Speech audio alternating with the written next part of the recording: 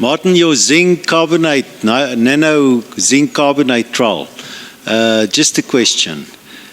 When you analyzed the leaves, how did you make sure that you didn't measure contamination, especially of the nanoparticles on the leaves, if it was a foliar application? Those trials were done on also as pot trials, and the measurements was done against negative controls. So we had a baseline value, if you remember correctly. You saw the baseline value in the graphs, and the baseline value showed us what the zero value or the normal zinc value in the plant material was initially, or through the trial. Yes, but I mean that is your control that was not treated then. What I'm saying is the one that you treated, it was a foliar spray, and it's on the leaf surface of the leaf, and now you analyze the leaf. How do you know what is inside and what's on top? Cremora. The leaves are washed in a phosphate-free soap solution, typically the same solution that laboratories would use when they analyze leaf plant material. And again, when the analysis is done, we can only assume that the zinc that we analyze is within the plant, because there's no reason for it to be stuck on the surface of the washing. Sorry, Martin, we're going to disagree here because it's insoluble, and you said it yourself. It's insoluble zinc carbonate. So it's not a solution. It can't go in. If it's a nanoparticle caught in between the wax or the whatever on outside of the leaf. What I'm saying is, we can talk about it later. There's another way to do it. Just to answer you quickly then, what it was compared with was solutions, and the solutions would have the same effect.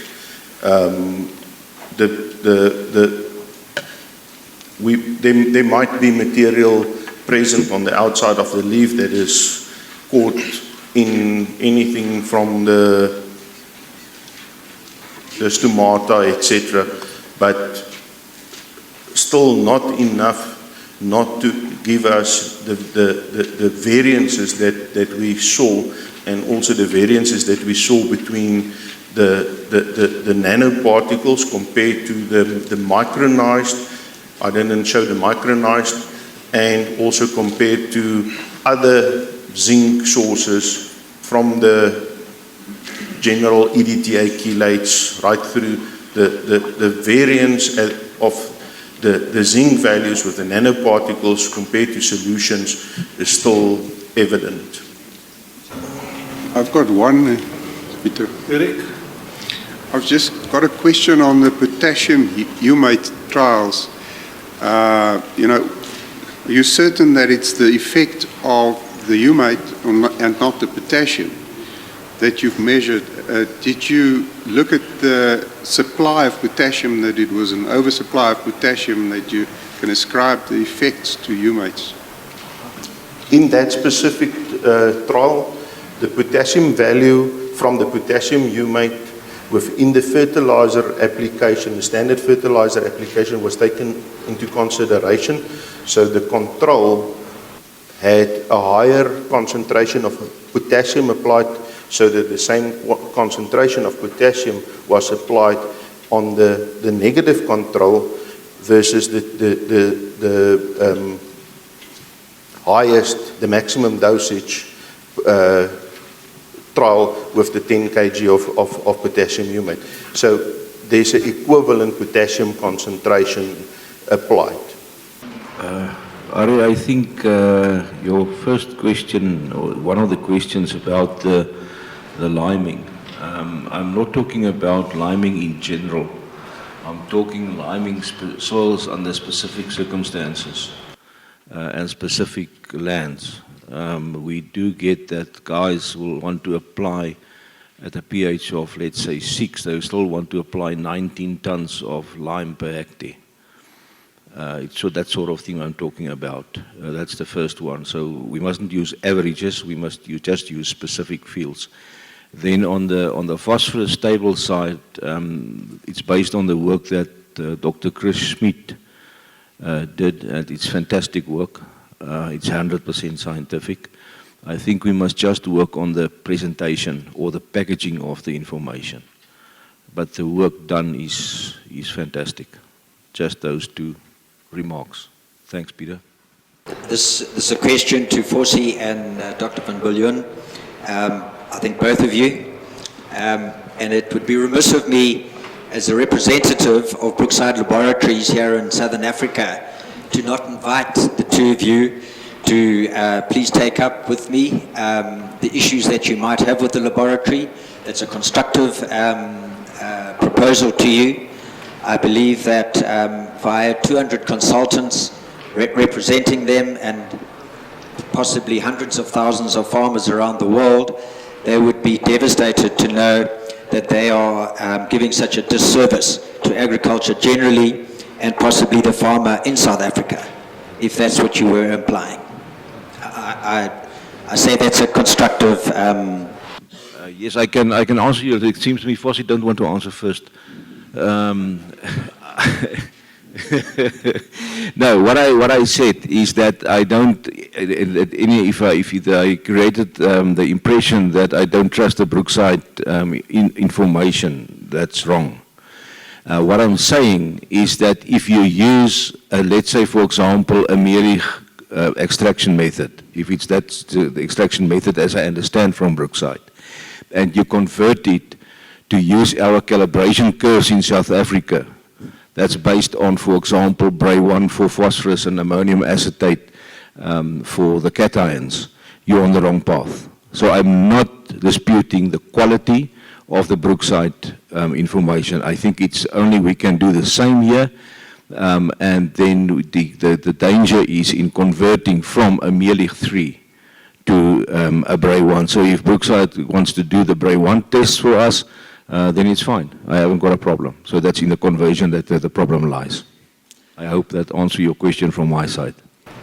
Yes, I think it does. I think the general comment was destructive, and I believe that Brookside offers a lot more than just soil tests and Merlich tests, and I'm pleased that you've actually put that into perspective. My apologies if that's the perception that was created. That was not the intent. Thank you. Okay. Thank you, Mr. Chairman. Yeah, from my side, same here. I think the point was that we trying to compare Merlich 3 analysis done by, it could have been any laboratory, but we see a lot of questions asked to laboratories that analysis was done by an external lab, in this case, let's call it Brookside, and then converted to other extractions. So obviously by no means are we saying that Brookside is doing it wrong. What we're saying is we should not compare different extractants and ask the laboratories to convert the values. That's merely, I think, what was said. I think just as the last part then, the invitation still stands. I'm very happy, whether it's the two of you or anyone, that think that there could be an improvement or there's something that we could do to address potential disservice in that regard, specifically Merlich. I'm very, very happy to take up the discussion with them. So I reiterate, it's a constructive invitation. Thank you. Yeah, just on the basic cation ratios, I need to say something. I must emphasize that Fertasa has decided not to use that. If you go back to the previous handbook, we did publish some of the ratios in there. The latest one that was first published in 2016, the Afrikaans version, it was taken out. So Fertasa as an organization decided not to accept any of those ratios, basic cation ratios, and that's the current status.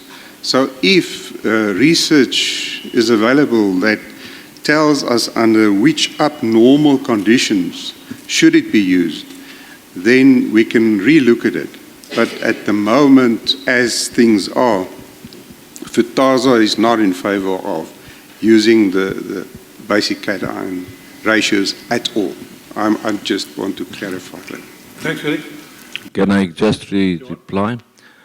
Eric, in general, I agree with your statement, but I just want to ask you a question, and you know it's a yes or a no answer. Is there synergy and antagonism between nutrients? Remember, it's a yes or a no answer. No, then I don't have to answer it. Okay, no, why I'm asking the question to be more serious. You know, if you say that the ratio between nutrients doesn't make a difference, then we must tell each other that antagonism and synergism is just a fallacy. So yeah, if you admit that the antagonism and synergism is a fact, then we must take that into account. I think it is under which circumstances you can do it. And I used that principle, that method in the past, very limited, less than 2% of the cases. But I used it, and it did work. But yeah, in general, I agree, and that's also our policy from Kainoch, that we do not use the BCSR concept in general, but under circumstances very limited, it is necessary to use it. Thanks, John. Yeah. Can I just further comment on that if there are such circumstances, and I'm not denying that it might be, I'm also not denying that you have interactions between different nutrient uptake, absolutely not. But if you have those, if it's 2% circumstances, we need scientific evidence for that. And if we've got that, we can put it in our handbook when we revise it. But when we decided not to accept it, we couldn't get any scientific evidence that we could use and that we could use to justify putting it into the handbook anymore. Okay, I just can respond again. You know, to do research and use research funds for less than 2% circumstances, I don't think it's necessary to do that. I think we must just apply our common knowledge and our scientific principles, and under those conditions, just apply it and do it, and you will see the results. But it's not worth doing research on that small amount of fields. Maybe a comment regarding this, Eric. There's a gentleman in the audience who's called Andrew Beckeling. I've listened to a paper that he delivered earlier this year in Dublin at the NEWAC conference, and maybe we should ask him to come and present that paper here. Maybe that will give you some more new insights in this specific topic. He is here. Ask him. Mr. Chairman, I'd just like to ask the lab presenter, Fossi, hypothetical situation. If there's an overwhelming scientific evidence, international evidence, from good laboratories in the world, that a single extractant like Melech-3 could be done on all the elements in the lab, especially considering the uncertainty factors in the lab procedures, especially when you consider the latest Australian analysis on lab procedures. Would you adopt it? Yeah, as a matter of fact, we already adopted it. We have it as an option in various laboratories in South Africa. So it's a question of what does the agronomist want to use? What does he want to apply in terms of analysis? So if he sends in samples to the laboratory and he says, I want a Melech-3 extract analysis done, then we do it. So we are quite proficient in doing those analyses, and we've got good results on that in terms of accuracy and repeatability. But we still offer the traditional tests as well. So in this case, the agriculturists need to decide what they need to be analyzed, and we'll do that for them. Okay, Mr. Chairman, sorry, I just want to put him on the spot, because you were quite, in fact, both your presentations were quite anti-Melech. If you didn't mean to do it, you did it. It's okay. So just accept that. As an audience, I understood you to being anti-Melech and also anti-Brookside, as you call it. So I would like to ask you a second question to that. Is if you were honest about choosing an extractant after your massive experience in Omnia for phosphate across various pH ranges and we knew we couldn't flick-flack in terms of norms because of communication and so on, which extractant would you use? In South Africa, our bread and butter extract is P. Bray1. I'm So asking you which one you would use. I would do whatever the customer wants. Just a question. Your Bray percentage sufficiency concept curve that you showed suggests that when you've reached optimum threshold for, say, P or K, whether you increase the amount of P, for example, as shown in your second table, there should not be, you're not going to get an increase in yield. So why apply more P if you're already at optimum? You're not going to increase yield. I'm not with you. Just repeat it. Your curve that you showed. Yeah. That's your percentage sufficiency concept curve that you've shown, where you reach your as you put there, your critical threshold levels, upper and lower. Once you're in optimum, once you reach, say, optimum P, you're not going to increase in yield for putting down a higher level of P, for example, when you plant a crop like maize. So if you're at optimum for different yields as shown in your table 2, why put higher levels of P for different yields when you're at optimum? You're not going to get theoretically you're not going to get an increase in yield. That's what I'm trying to understand. I've got it. The principle there is that as soon as you reach optimum, if you look at the table, you will see that the application rate will be only removal. In other words, the reasoning behind it is that you will keep at that optimum level. You keep your soil analysis at that optimum level. So you'll apply the same amount as that you removed by that specific yield. There's normally a built into that a little bit of an efficiency. That specific table is about 3.5 kilograms P per ton. We work on the new tables on 4 kilograms of P per ton, but you just want to keep that analysis at the same level. That's why you apply at maintenance, only what you removed, you put back. So it's an increase because of removal. Don't know if that answers your question. Okay, I'll accept that. Thank you.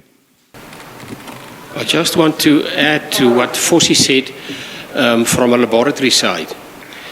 We as laboratories in South Africa, if I'm correct, Fossie can help me there, but on the AgriLASA control scheme, I think there's 4 laboratories in South Africa doing the Mehlich 3. And so we as laboratories do whatever the agronomists and our clients want. If you ask us for Bray 1, we will do Bray 1. If you ask us to extract it with coke, we will do that as well.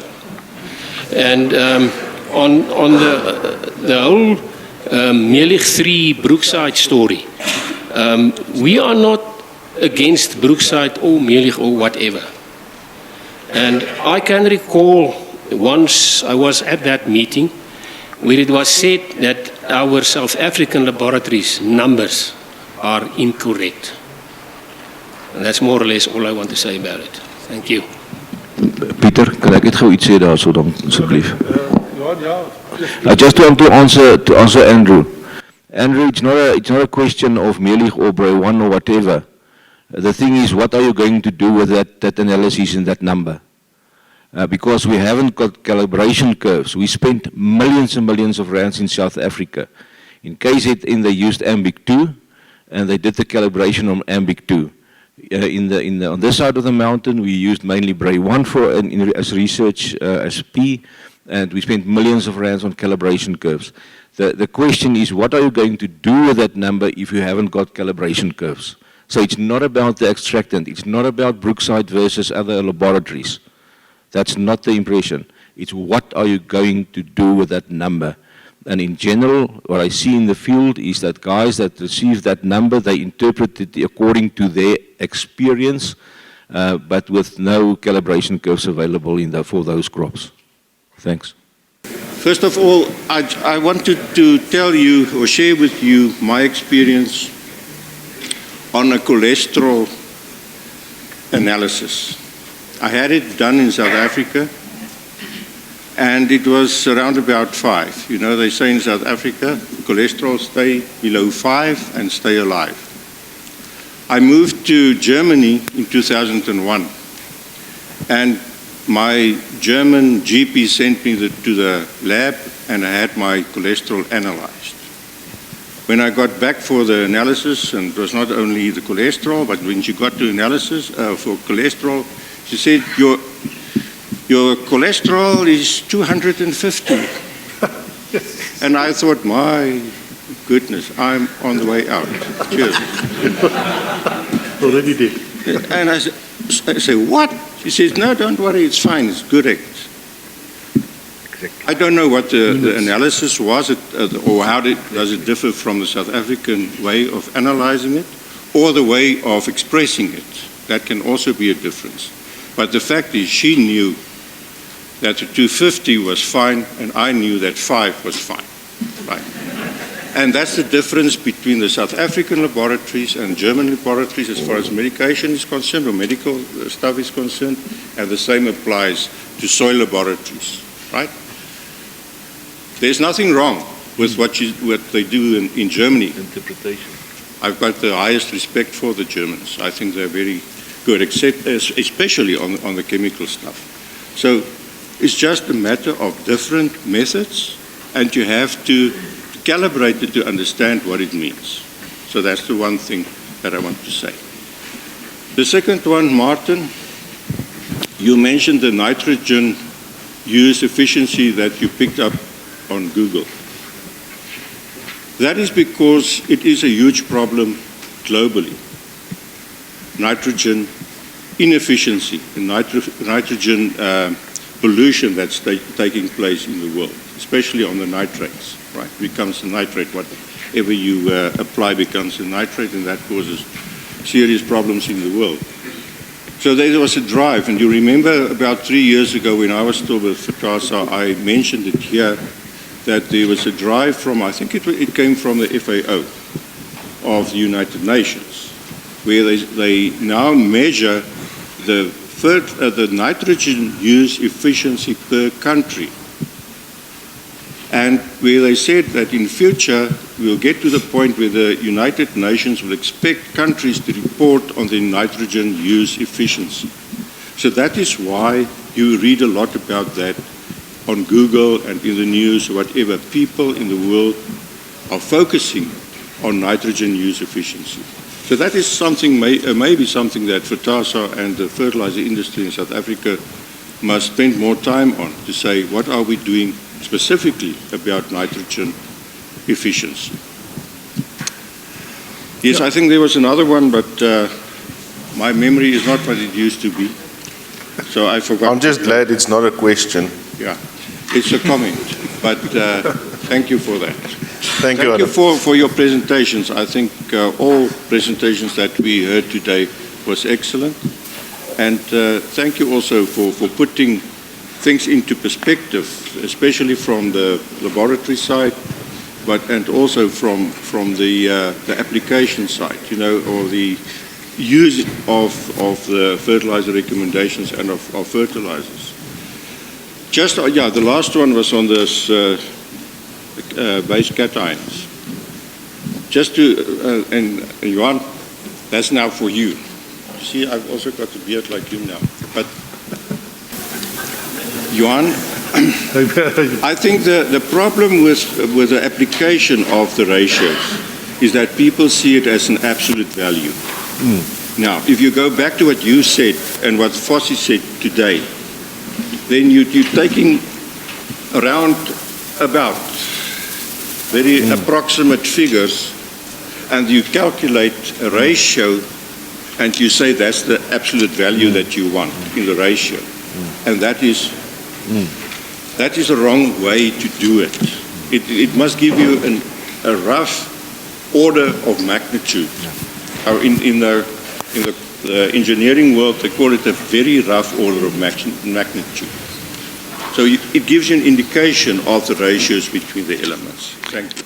I fully agree, Adam. I think what we must look at is what happened and maybe what went wrong is when people started, the philosophy behind it is fine because of the antagonism mechanism. But what went wrong is when people, as soon as they started putting it in specific boxes, and you must fit in this box and in that box, and then that went wrong. So yeah, it's exactly the same with soil analysis. It just gives us an indication where you are on that graph. And it mustn't be seen as a specific and an exact value, as Fossie said. So I fully agree, and we can measure afterwards, okay? Now, just Fossie, just to clarify the MELIC 3, that started when, in terms of precision agriculture, I remember years ago in '95 in Wageningen, Professor Dr. Ewald Schnuck from Germany, that's when, more or less, when they started with this precision farming. He said, Ari, this is going to go nowhere because we're not getting enough information. So that led, I think, later, the late Dries van der Merwe, when he came back from Israel, brought the ISFI method, which sort of evolved into AMBIC 1, 2, 3, 4, and 5, whatever they were. And the MELIC 3, we started with that years ago for the precision guys, not to do fertilizer advisory services, but in the soil surveys to just get a relative difference on fields. That's what it was intended for. Yes, later, because Brookside does do recommendations accompanied with that, I agree fully in terms of the decalibration work hasn't been done. But in terms of a spatial variation over a field, you have to go for the cheapest option. If you can use one extract to look at all these possibilities, that's what it was intended for, not for fast services. Andre, Martin, just a question for you. Thank you for your presentation. On the trials of the potassium humic acid trials, my question there is, did you measure, and if you did, can you remember what the organic percentage was of the soil, as well as the clay percentage and the cation exchange capacity was? Sorry, out of my head, no idea. Okay, no, it's fine. But yeah, what I think, or yeah, you can maybe just say if you agree or disagree, but for those specific results, it might differ in, well, obviously in different types of soil, but more specifically if the organic matter content change and the clay percentage as well. Okay, just remember that was done in a greenhouse. It was, if you looked at the photo, you would have seen it is it's a large block. It's a extended pot, if I can state it that way. So the soil conditions throughout that trial was exactly the same for the control right through to the trial sections. Yeah, no, I definitely agree with you with that. But what I'm trying to say is, let's say for that soil, where in your untreated as well as in the treated section, the organic matter percentage was 5%, and then your result was, I think, 153% with the treatment. Let's say, for instance, we go to up to 15% organic matter. Do you still think you are going to get a 153% increase in your treatment section? No, I don't think so. Remember the concentration applied. If you apply 5 kgs to 10 kgs per hectare, the increase in organic matter or carbon content is insignificant. It's a very slight variance. So I don't think the variance in organic matter or carbon would be significant enough to provide the variances that we see. And that's in my opinion. It's contained within the functionality of the humic substances, the functional groups, the ability to increase soil pH in that area. It's not based on carbon content. If you want to increase carbon content, you will have to apply high volumes. enormous concentration.